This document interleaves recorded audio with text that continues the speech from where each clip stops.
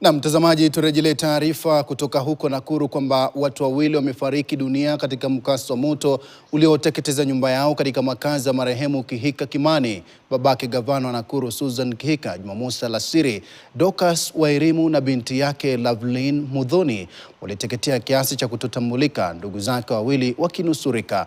Chanzo cha moto huo bado hakijajulikana, huku maafisa wa polisi wakianzisha uchunguzi. Ken Geshuhi na maelezo zaidi.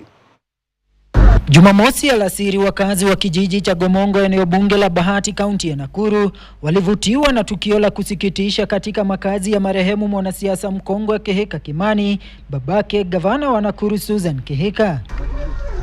Wingu zito la moshi lilifuka kutoka kwenye nyumba moja ya kupanga ambamo watu wanne wakiwemo watoto watatu walikuwa ndani. Kulingana na wakazi, wavulana pacha wenye umri wa miaka 5 waliweza kujinasua na kutoka nje ya nyumba hiyo. Hata hivyo, dada yao Dorcas Wairimu mwenye umri wa miaka 21 na binti yake wa miaka 2.5 Lovelyn Muthoni hawakubahatika.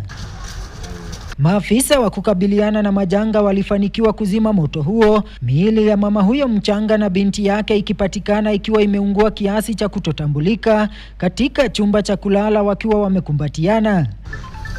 Miili hiyo ilihamishwa hadi hifadhi ya maiti ya kaunti ya Nakuru. Ingawa baadhi ya wakazi walidai kuwa huenda tukio hilo lilikuwa la kujitoa uhai, kamanda wa polisi Nakuru Kaskazini Lilis Wachira amesema kuwa chanzo cha moto huo bado kinachunguzwa. Ken Geshuhi, KTN. Na tusonge mbele mtazamaji. Mwanafunzi wa umri wa miaka 3 amefariki baada ya paa la darasa